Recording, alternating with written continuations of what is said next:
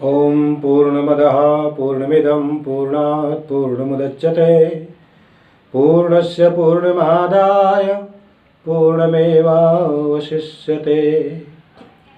कृष्णाय वासुदेवाय देवकी नंदनाय च नंदगोपकुमाराय गोविंदाय नमो नमः। जय श्री राधे मित्रों, मैं सुभाष चंद्र शास्त्री आप सभी का YouTube चैनल पर बहुत बहुत स्वागत करता हूँ। मित्रों, एक कदम अध्यात्म की ओर, अध्यात्म के मार्ग में आज हम इस कड़ी में इस विषय पर चर्चा करने वाले हैं कि अहम, जिसे हम अहंकार के नाम से भी जानते हैं, वह स्वरूप किसका है? हमारा स्वरूप तो नहीं हो सकता। अहम हमारा स्वरूप नहीं है। हम इस पर चर्चा करने वाले हैं। हम अहम से बहुत दूर हैं, और अहम है भी तो किस प्रकार है और क्या है, ये समझने का प्रयास किया जाए। जैसे हम कहते हैं कि ये हमारा शरीर है, ये हाथ है, ये पैर है, पेट है, मुख है, सिर है, ये मकान है, ये दीवार है, खंबा है, इत्यादि। अब मकान तो है, लेकिन मैं मकान नहीं हो सकता। इसी तरह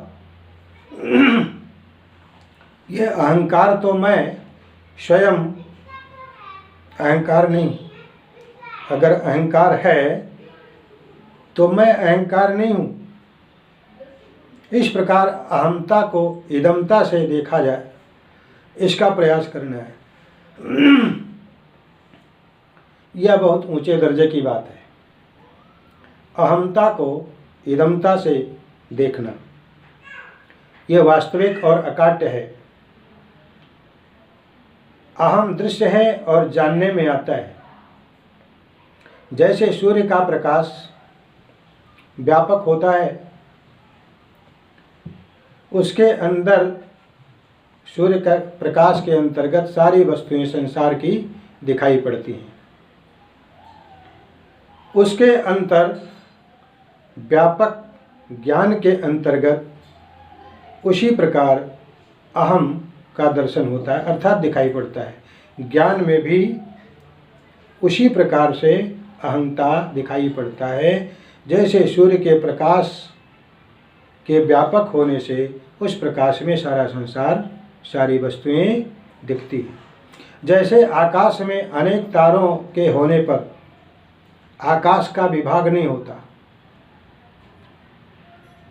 ऐसे ही एक ज्ञान के अंतर्गत ही अनंत अहंकार अर्थात मैंपन दिखते हैं। जैसे सब के सब तारे एक आकाश में हैं, वैसे सब के सब अहंकार एक ज्ञान में है। वह ज्ञान हमारा स्वरूप है, लेकिन अहम जो उसमें दिखाई पड़ते हैं, वो अहम हमारा स्वरूप नहीं है। अहम को अपना स्वरूप मान लिया, यही गलती हो गई। इस गलती को हमें मिटाना होगा। जैसे हम आँख से सभी वस्तुओं को देखते हैं, आँख से आँख को नहीं देख पाते। आँख से तो हम सारे संसार को देखते हैं, सारी वस्तुओं को देखते हैं, छोटी हो बड़ी हो, लेकिन हम अपनी आँख से आँख को देख नहीं सकते, क्योंकि जिससे सब दिखता है वही तो आँख है। जिससे सब दिखता है वही तो आँख है। ऐसे ही जिससे मैंपन दिखता है वही तत्व है। जिससे मैंपन दिखता है वही तत्व है।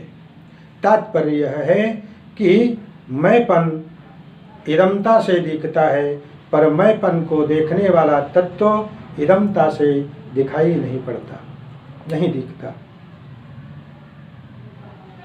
नित्यः सर्वतः स्थाणुरचलोऽयं सनातनः। जैसे प्रकाश के अंतर्गत आदमी आते जाते हैं, प्रकाश है, आदमी आ जा रहे हैं, पर प्रकाश कहीं आता जाता नहीं। सब आ जाए तो भी प्रकाश रहता है, सब चले जाएं तो भी प्रकाश रहता है। थोड़े आ जाए तो प्रकाश रहता है और कम आए तो भी प्रकाश रहता है, कोई न आए तो भी प्रकाश रहता है। प्रकाश में कोई बाधा नहीं लगती, न वहाँ हानि है, न वहाँ लाभ है, न ही कमी है और न ही वृद्धि है। संसार में कभी अनुकूलता आती है, कभी प्रतिकूलता आती है, कभी सुख तो कभी दुख, कभी ठीक होता है, कभी बेठीक होता है। ये सब चलता रहता है। कभी नफ़ा कभी नुकसान, कभी संयोग कभी वियोग, कभी जन्म तो कभी मरण, कभी राग कभी द्वेष, कभी रोग कभी निरोगता।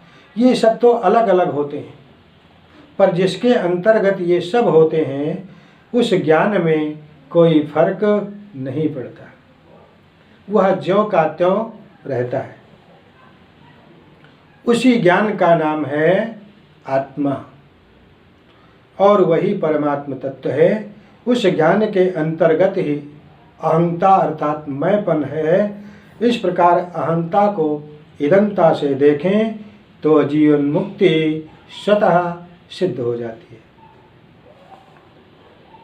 इदं शरीरम कौन्तेय क्षेत्रज्ञ मिथ्य विधीयते एतद्यो वेत्ति तं प्राहु क्षेत्रज्ञ इति तद्विदुः।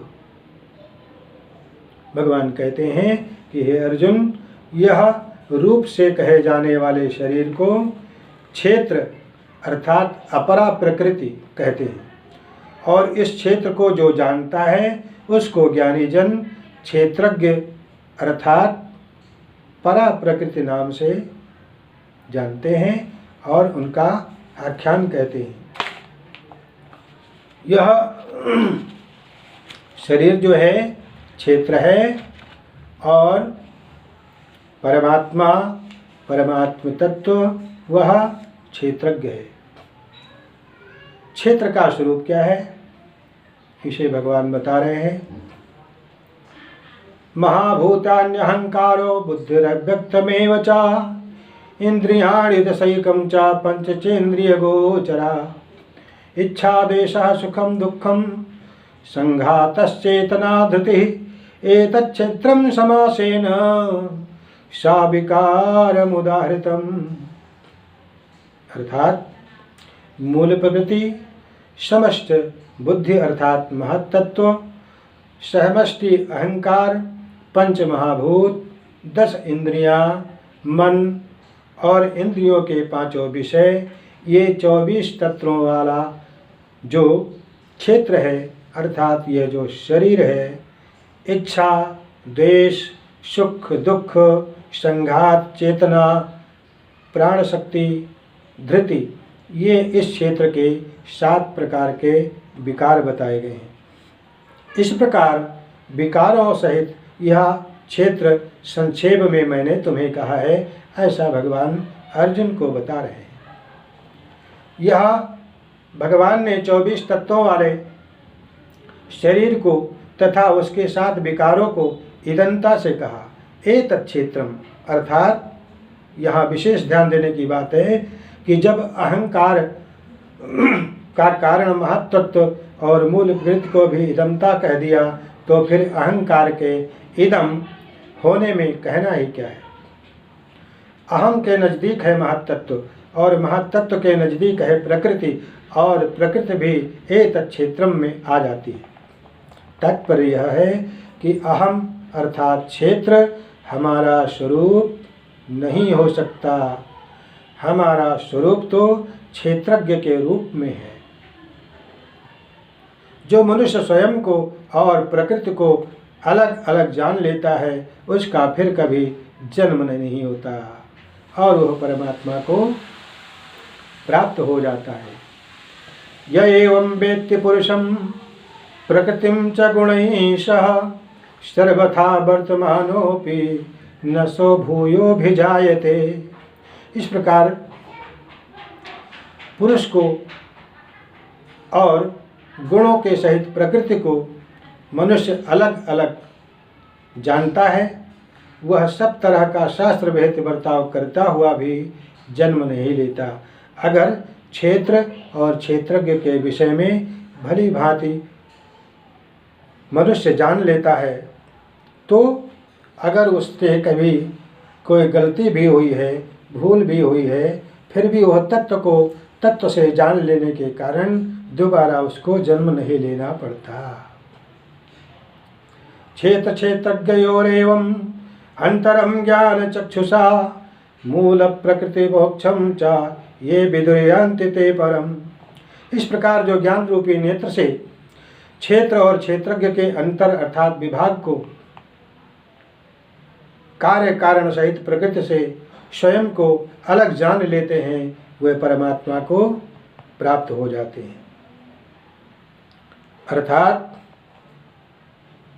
यह जो जीव है, जो ब्रह्म का स्वरूप है, जिसे पहले ब्रह्म की उपाधि दी गई, वह इस क्षेत्र के अंदर अर्थात शरीर के अंदर क्षेत्रज्ञ अर्थात आत्मा के रूप में विद्यमान है। इस तत्व को जान लेने से उसे मुक्ति मिल जाती है और संसार के बंधन में पड़े रहने से, क्षेत्र क्षेत्रज्ञ के विषय में न जानने से वह अहंकार में डूबा रहता है, बंधन में पड़ा रहता है। इसलिए यह सिद्ध होता है कि अहम मेरा स्वरूप नहीं है, अहम मेरा स्वरूप नहीं है। इस बात को अभ्यास से जाना जा सकता है। अभ्यास करते करते पूर्ण रूप से इस पर दृढ़ता बनती है। वास्तव में विवेक में दृढ़ता और अदृढ़ता होती ही नहीं, बल्कि सिर्फ दृढ़ता ही होती है। अतः अहम मेरा स्वरूप नहीं है, इस बात पर न दृढ़ रहना न अदृढ़ रहना, यह बात ही ऐसी है। इस तरह इसको स्वीकार कर लेना ही सर्वथा उचित है। इससे विचलित नहीं होना है, कारण कि अपने विवेक को महत्व देने से अस्पष्ट दिखाई देता है। अगर विवेक को महत्व दिया जाए तो स्पष्ट दिखाई देता है कि जो अहम है वो हमारा स्वरूप नहीं है। अगर कुछ है तो इसका आभास मात्र है, भान मात्र है, अन्यथा कुछ भी नहीं, अन्यथा कुछ भी नहीं। तो ये अन्यथा संतमात्मानम अन्यथा प्रतिपद्यते किं तेन न कृतं पापम चौरेणात्मापहारिणा। जो अन्य प्रकार का होते हुए भी आत्मा को अन्य प्रकार का मानता है, वह आत्मा का अपहरण करने वाले आत्मघाती चोर से कौन सा पाप नहीं किया, मानो उसने सारा पाप कर लिया। अगर ऐसा मानते हुए भी या जानते हुए भी इसको नहीं जानता है तो समझ लो कि उसने सारे पाप कर लिए, आत्मघात जैसा पाप उसको लग जाता है। जैसा है वैसा जान लेने में या मान लेने में कौन सा परिश्रम है। इसमें न तो कहीं जाना है, न कुछ लाना है, न कुछ करना है, केवल वास्तविक तत्व की ओर लक्ष्य करके उधर मुड़ जाना है, बस इतना है और कुछ नहीं। तो अंत में यही सिद्ध होता है कि हमारा जो स्वरूप है वो अहम नहीं है, हम शुद्ध हैं, बुद्ध हैं, तत्व के रूप में, क्षेत्र में क्षेत्रज्ञ के रूप में हम स्थित हैं, सभी की दृष्टा है। आगे चल करके इनमें और जो कुछ अंतर हैं धीरे धीरे हम समझने समझाने का प्रयास करेंगे। तो मित्रों, दर्शकों, हमारे इस वीडियो से अगर आपको कुछ ज्ञान प्राप्त होता है, कुछ आपको लगता है कि इसमें कुछ सुनने लायक है, तो आप इसे हर एपिसोड को अवश्य देखने का प्रयास करें और तक भी पहुंचाएं। वीडियो को शेयर लाइक करें और हमारे चैनल को सब्सक्राइब अवश्य करें। जय श्री राधे।